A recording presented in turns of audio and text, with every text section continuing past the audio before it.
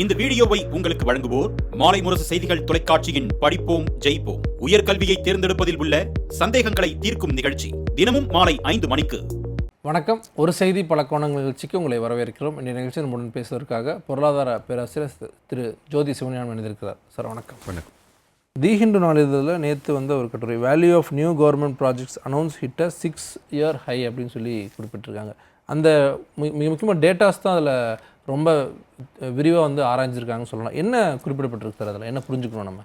இல்லை, அவங்க என்ன சொல்கிறாங்க, அறிவிப்பு அதிகமாக இருக்குது.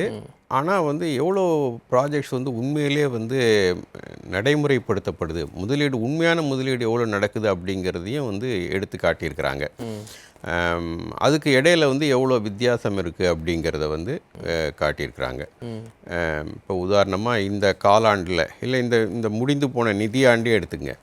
முடிந்து போன நிதியாண்டில் அவங்க அறிவித்ததுக்கும் உண்மையிலே நடைமுறைப்படுத்தப்பட்டதுக்கும் தனியார் துறை அரசு துறை ரெண்டும் சேர்ந்து தனியார் துறையில் கால் பங்கு தான் நடைமுறைப்படுத்தப்பட்டிருக்கு. அரசு துறையில் 38% தான் நடைமுறைப்படுத்தப்பட்டிருக்கு. ஸோ 10.5 லட்சம் கோடியோ என்னமோ அவங்க அறிவித்திருக்கிறாங்க. 2.96 லட்சம் கோடியோ என்னமோ தான் அரசு முதலீடு செஞ்சுருக்குது. ஸோ அதனையும் அறிவிப்பாக முடிஞ்சு போயிடுது. அது ஒன்று சொல்கிறாங்க. அதே மாதிரி தனியார் துறையும் அறிவிப்புகள் அவங்க ரொம்ப அதிகமாக பண்ணுறாங்க. 4 அறிவிப்புகள் பண்ணாங்கன்னா அதில் 1 தான் நடைமுறைப்படுத்தப்படுது. கால் பங்கு தான் நடைமுறை ஆகுது, மீதியெல்லாம் நடைமுறைப்படுத்தப்படலை. அதற்கு என்ன காரணம்னு சொல்கிறாங்க. ஸோ பல்வேறு காரணங்கள் சொல்கிறாங்க. ஸோ அது ஒன்று. மற்றபடி முதலீடு நடக்கலை. தொடர்ந்து முதலீடு குறைவாகவே இருக்குது. அதுதான் 6 ஆண்டுகள் இல்லாத அளவுக்குன்னா இப்போ இந்த 6 ஆண்டுகள் என்ன நடந்துச்சு? இல்லைங்க, 6 ஆண்டுகளில் அவங்க சொல்கிறது அறிவிப்புகள் அதிகமாக இருக்குது. உண்மையான முதலீடுகளை விட அறிவிப்புகள் அதிகமாக இருக்குது. அறிவிப்புகளுக்கும் உண்மையான முதலீடுக்கும் உள்ள இடைவெளி அதிகமாக இருக்குது அப்படிங்கிறாங்க. வெளியே தலைப்பில் அறிவிப்புகள் அதிகமாக இருக்குன்னு சொல்கிறாங்க. உள்ளே போய் பார்த்தா நடைமுறைப்படுத்தப்பட்டது மிக குறைவாக தான் இருக்குது. 3/1 பங்கோ இல்லை 4/1 பங்கு தான் நடைமுறைப்படுத்தப்படுது. அரசு முதலீடும் சரி, தனியார் முதலீடும் சரி. அப்போ விளம்பரத்துக்கு தான் நிறைய அறிவிப்புகள் செய்யப்படுது. உண்மையான முதலீடுகள் அந்த அளவுக்கு அறிவித்த அனைத்து முதலீடுகளும் நடைபெறலைங்கிறது தான் அந்த கட்டுரை காட்டுது. கோவிடுக்கு பிறகாக தொடர்ச்சியாக இந்திய நாட்டினுடைய இல்லை ஒட்டுமொத்த உலக நாடுகளுடைய பொருளாதாரம் படிப்படியாக மேலோங்கிட்டே வருது. ஸோ அதன் அடிப்படையில் இந்த அறிவிப்புகள் அதிகமாக இருக்குது அப்படின்னு நம்ம பார்க்கலாமா? உண்மைதான், அறிவிப்புகள் அதிகமாக இருக்குது. பட் முதலீடுகள்னு பார்த்தீங்கன்னா கடந்த 10 ஆண்டேவே முக்கியமாக இந்தியாவை பொறுத்த வரைக்கும் கடந்த 10 ஆண்டுகள் முதலீடு தொடர்ந்து சரிந்து வந்திருக்குது. அதற்கு பல்வேறு காரணங்கள் இருக்குது. முக்கியமாக நுகர்வு குறைஞ்சிருக்கு அப்படின்னு நம்ம சொல்கிறோம். இப்போ இன்றைக்கி செய்தித்தாளில் ஹிந்துவில் இன்றைக்கி வந்திருக்குது, ஹோல்சேல் இருசக்கர வாகனங்கள் விற்பனை 23%, 24% குறைஞ்சிருக்குது. அந்த இருசக்கர வாகனம் 2 வீலர் யார் ஓட்டுறா? சாதாரண மக்கள் தானே ஓட்டுறாங்க. ஸோ அதில் கால் பங்கு விற்பனை குறைஞ்சிருக்கு அப்படின்னா காரு கூட நல்ல டபுள் டிஜிட்டில் வளர்ந்துட்டு இருந்தது. இப்போ 3% தான் என்னமோ வளர்ந்துருக்கு. அது ரொம்ப மார்ஜினில் தான் வளர்ந்துருக்குது. ஸோ அதுவும் சாதாரண மக்கள் ஒரு மிடில் இன்கம் பயன்படுத்தக்கூடியது. 2 வீலர் சாதாரண மக்கள் அவங்களாம் வாங்கலைன்னா என்ன அர்த்தம்? தொடர்ந்து இந்த தனியார் துறையெல்லாம் பிஸ்கட் விற்கல, துணி விற்கல, இதெல்லாம் சொல்கிறாங்க. 2 வீலர் விற்கலாங்கிறாங்க. அந்த நிலைமை இன்னும் அதிகமாயிட்டுருக்கு, தொடருது. அது அப்படின்னா வேலை இழப்புகள் இருக்குது. வேலை இழப்புகள்னால வருமான இழப்பு இருக்குது. வருமானம் இல்லைங்கும்போது நுகர்வு இருக்காது. நுகர்வு இல்லைங்கிறப்போ நீங்கள் எப்படி முதலீடு செய்வீங்க? இப்போ இந்த 2 வீலர் எடுத்துக்கங்க. இவங்களுக்கு கிட்டத்தட்ட கால் பங்கு சேல்ஸ் குறையுது. ஹோல்சேலில் சேல்ஸ் குறையுதுன்னா மேற்கொண்டு புதிய முதலீடுகள் அவங்க எப்படி செய்வாங்க?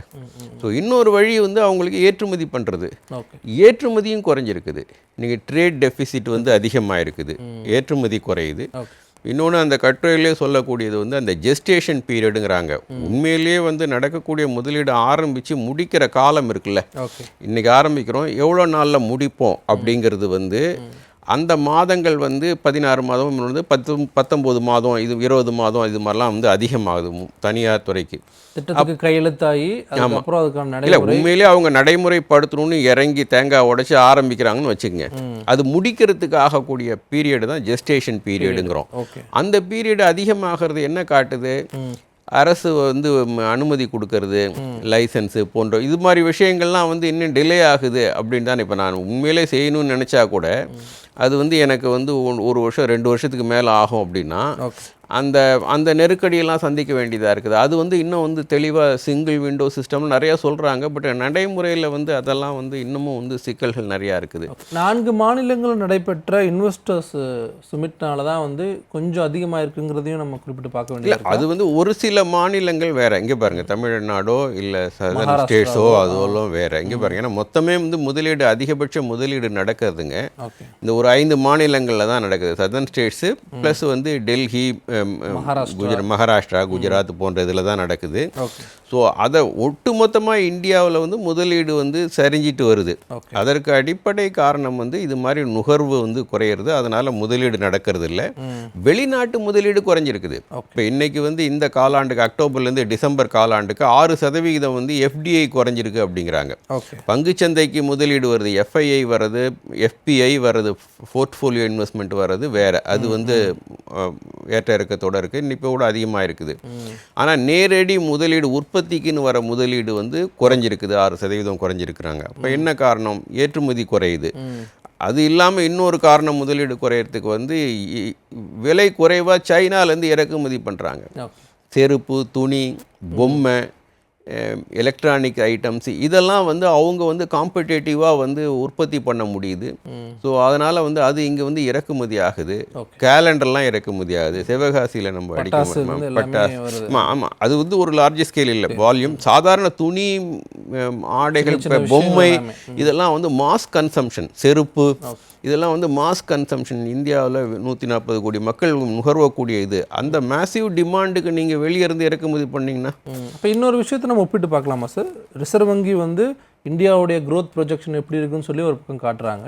இன்னொரு பக்கம் ஐஎம்எஃப்பும் சரி, வேர்ல்டு பேங்க்கும் சரி, அவங்க வந்து கொஞ்சம் கட் டவுன் பண்ணி சொல்கிறாங்க. அப்படி இல்லை, ரெண்டு பேருமே குறைச்சி மதிப்பிட்டிருக்காங்க. ஐஎம்எஃப்பும் ஆமாம். என்னென்னா ஆர்பிஐ மதிப்பீடை விட ஐஎம்எஃப் மதிப்பீடு இன்னும் குறைவாக இருக்கு. ஆர்பிஐ வந்து 6.7 என்னமோ 5 இருந்து அதை வந்து 3 5 என்னமோ குறைச்சிருக்கிறாங்க. ஐஎம்எஃப் வந்து 6.2ன்னு குறைச்சிருக்குது.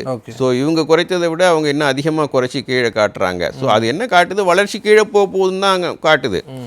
பட் நம்மளுடைய உண்மையான வளர்ச்சி விகிதம் 9-10% எட்டியிருக்கும் ஏற்கனவே. இன்றைக்கி வந்து பல முறை வந்து திருத்தி அமைச்சிருக்கிறாங்க. வளர்ச்சி விகிதத்தை கணக்கிடுறது உயர்வாக காட்டுற மாதிரி திருத்தி அமைச்சிருக்கிறாங்க. அதெல்லாம் தாண்டியும் வந்து அதெல்லாம் பண்ணியும் வந்து வளர்ச்சி விகிதம் 6% ஒட்டி தான் இருக்கும். அப்படின்னா கோவிட் போய் 4 வருஷம் ஆயிடுச்சு. ஸோ அப்பயும் வந்து உங்கள் வளர்ச்சி விகிதம் வந்து 6% தாண்டலை அப்படின்னா இதில் உண்மையான வளர்ச்சி விகிதம் அரவிந்த் சுப்ரமணியம் இதெல்லாம் சொல்லி அதெல்லாம் கணக்கெல்லாம் போட்டு பார்த்தா அதில் வந்து பாதி கூட கிடையாது. இந்த 6% பாதிக்கு கீழே தான் உண்மையான வளர்ச்சி விகிதம் பழைய முறையில் ஒப்பிடணுன்னா. அதனால் வந்து வளர்ச்சி இல்லை, அது வந்து நிதர்சனமான உண்மை. இப்போ இதே காலகட்டத்தில் தான் வந்து அமெரிக்காவினுடைய அந்த வரி விஷயங்கள்லாம் நம்ம பார்க்குறோம். அது இருந்த போதிலும் கூட இங்கே வந்து அதிகப்படியான இன்வெஸ்ட்மெண்ட்ஸ் வருதுங்கிற அந்த ஒரு தோற்றம் இருக்கே. இல்லை, இப்போ தான் இன்னைக்கு இது கிண்டு செய்தி நான் சொன்னேன். எஃப்டிஐ முதலீடு வந்து 6% குறைஞ்சிருக்குது. அக்டோபர்லேருந்து டிசம்பர் வரைக்கும் 6% குறைஞ்சிருக்குது. இப்போ இந்த அன்சர்டனிட்டிஸ் வந்து இன்னும் குறையும். இல்லை, இப்போ நேரடியாகவே ட்ரம்ப் அவர்களும் சொல்கிறாரு, ஆப்பிள் நிறுவனத்தை வந்து இந்தியாவிலிருந்து நீங்கள் மீண்டும் யூஎஸ்ஏ கொண்டு வாங்க, நான் சொன்னேன், டிம் குக்கிட்ட நான் சொன்னேன் அப்படிங்கிறாரு. ஒரு அதிபரே வந்து நீங்கள் சொல்கிற மாதிரி எஃப்டிஐ வந்து வேணாம் அப்படிங்கிற ஒரு டோனுக்கு கொண்டு போகிறாராங்கிற கேள்வி வந்து இல்லைங்க. அவர் வந்து முரட்டுத்தனமாக ட்ரம்ப் சொல்கிறது உற்பத்தி மொத்தமும் வந்து அமெரிக்காவில் மட்டும்தான் நடக்கணும் அப்படின்னு நினைக்கிறாரு.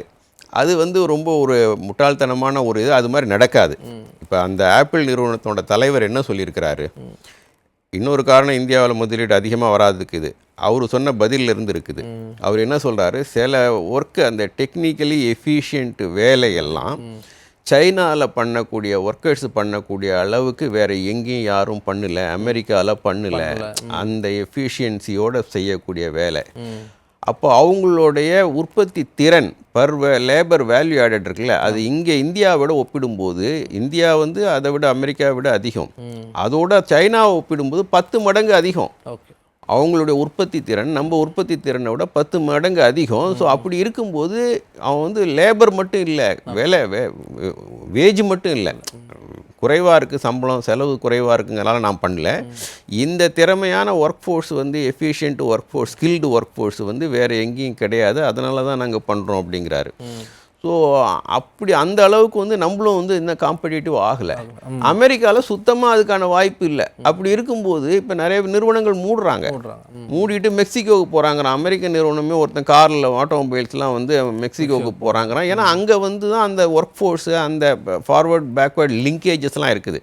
இப்போ கிண்டியில், அம்பத்தூரில் நமக்கு வந்து ஸ்மால் ஸ்கேல் இண்டஸ்ட்ரீஸ் இருக்குல்ல, அந்த ஒரு இன்ஸ்டியூஷனல் அந்த ஒரு என்விரான்மெண்ட் இருந்தால் தான் நீங்கள் வந்து பெரிய நிறுவனங்கள் அங்கே போய் வேலை செஞ்சு அதை செய்ய முடியும். அவங்கள்ட்ட சப் கான்ட்ராக்ட் கொடுத்து சுத்தமாக ஒரு புது இடத்துல போய் நீங்கள் எப்படி உற்பத்தி பண்ண முடியும்?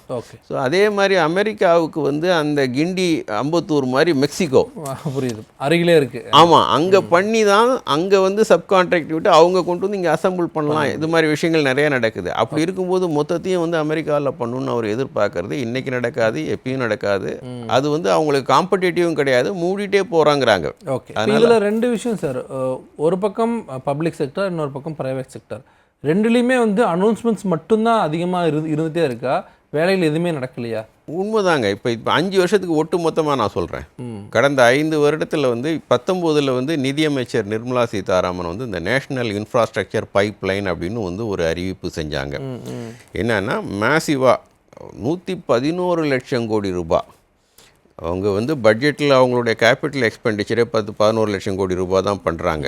அது மாதிரி வந்து 10 மடங்கு வந்து முதலீடை வந்து அடுத்த 5 வருடத்தில் வந்து நாங்கள் நடைமுறைப்படுத்துவோம். அதாவது 2020 25 இந்த 5 வருடத்துக்குள்ளே நாங்கள் 111 லட்சம் கோடி ரூபாய் முதலீடு பண்ணுவோம் அப்படின்னு ஒரு அறிவித்து செஞ்சாங்க. பல்வேறு துறைகளில், எல்லா துறைகளும் அல்ல, முக்கியமாக இன்ஃப்ராஸ்ட்ரக்சர், அடிப்படை கட்டுமான வசதிகளுக்கு infrastructure, national infrastructure pipeline. So அடிப்படை கட்டுமான வசதிகளுக்கு மட்டும் 111 லட்சம் கோடி ரூபாய் நாங்கள் முதலீடு பண்ணுவோம். அதில் வந்து ஒன்றிய அரசு எவ்வளோ பண்ணும், மாநில அரசு எவ்வளோ பண்ணும், தனியார் துறை எவ்வளோ பண்ணுங்கிற அந்த டிஸ்ட்ரிபியூஷன்லாம் கொடுத்தாங்க. என்னென்ன துறையில் பண்ணுவோம் அப்படிங்கிறதெல்லாம் வந்து டிஸ்ட்ரிபியூஷன் கொடுத்தாங்க. அதோட சரி, இன்றைக்கி 5 வருஷம் முடிஞ்சிருச்சு, 20-25 முடிஞ்சு போயிடுச்சு. அதில் எவ்வளோ முதலீடு பண்ணீங்க? மாநில அரசுக்கிட்ட அதை பற்றி என்றைக்காவது விவாதிச்சிங்களா? நீங்கள் மாநில அரசு இவ்வளோ பண்ணுவாங்க, 40% 39% பண்ணுவாங்க, அதுலேயும் ரேஷியோ சொல்லிடுறாங்க. ஆமாம், சொல்லிவிட்டு அதை பற்றி நீங்கள் மாநில அரசுக்கிட்ட என்றைக்காவது பேசியிருக்கீங்களா? சரி, இப்போ நீங்கள் அறிவித்தீங்க. இப்போ இந்த கட்டுரை குவார்ட்டருக்கும் இயருக்கும் சொல்லுது, நான் 5 வருஷத்துக்கு சொல்கிறேன். இந்த 5 வருஷத்தில் அவங்க செஞ்ச பெரிய அறிவிப்பு 111 லட்சம் கோடி ரூபாய் இன்ஃப்ராஸ்ட்ரக்சர்னு இல்லை நாங்கள் முதலீடு பண்ணுவோம். நாங்கள் இன்றைக்கி அந்த 5 வருஷம் முடிஞ்சிடுச்சு. ஸோ எவ்வளோ பண்ணணுங்கிற ஒரு அறிக்கை, ஒரு ரிப்போர்ட்டு கொடுக்கணும் இல்லையா? அதை பற்றி எதுவும் இல்லை. நான் தேடி பார்த்தேன். முன்னாடி தொடக்கத்தில் நீங்கள் சொன்ன மாதிரி அனௌன்ஸ்மெண்ட்ஸ் இருக்கே தவிர்த்து அது எப்படி போச்சு, எங்கே இன்வெஸ்ட்மெண்ட் போச்சுங்கிறதுக்கான பதிலே இல்லை. ஆமாம், இப்போ இந்த நிகழ்ச்சிக்காக நான் செக் பண்ணி பார்த்தேன், டேட்டாலாம் எடுத்து பார்த்தா ஒரு 5ல் 1 பங்கு தான் நிறைவேறி இருக்கு. 20% என்னமோ தான் வந்து நிறைவேறிருக்கு. 111 லட்சம் கோடி ரூபாய் எங்கே? அதாவது எப்பயும் பண்ணுற முதலீடு, அந்த 20% எப்பயும் நடக்கிற குறைவான முதலீடு தான் நடந்திருக்குது. அப்படி இருக்கும்போது அதை பற்றி எந்த மீதி எல்லாத்துக்குமே வந்து அண்டர் இம்ப்ளிமெண்டேஷன் இல்லை நோ இன்ஃபர்மேஷன் வருது. நோ இன்ஃபர்மேஷன்னா அதை பற்றி தேங்காய் உடைச்சதோடு சரி, அதுக்கப்புறம் அதை வந்து எதை பற்றியும் அதை பேசலை, எதுவும் நடக்கலை அப்படிங்கிறது தான் வந்து. ஸோ அது மாதிரி ஒரு அறிவிப்பு பெருசாக பண்ணிவிட்டு நடைமுறையில் வந்து அதை நம்ம வந்து பின்பற்றலாங்கிறது கடந்த 5 வருடத்தில் வந்து ஒன்றிய அரசு இந்த அறிவிப்புலேருந்தே தெரிஞ்சுக்கலாம். ஓகே சார், பார்க்கலாம் அடுத்தடுத்த காலகட்டங்களில் மத்திய அரசும் சரி இல்லை மாநில அரசும் சரி இந்த மாதிரி விஷயங்களை எப்படி எடுத்துகிட்டு போகிறாங்க அப்படின்னு பார்க்கலாம். அரங்கத்தில் வந்து பல்வேறு விஷயங்கள் பந்தமைக்கு ரொம்ப நன்றி. நன்றி நேயர்களே, மீண்டும் ஒரு நிகழ்ச்சி சந்திக்கலாம். நன்றி, வணக்கம்.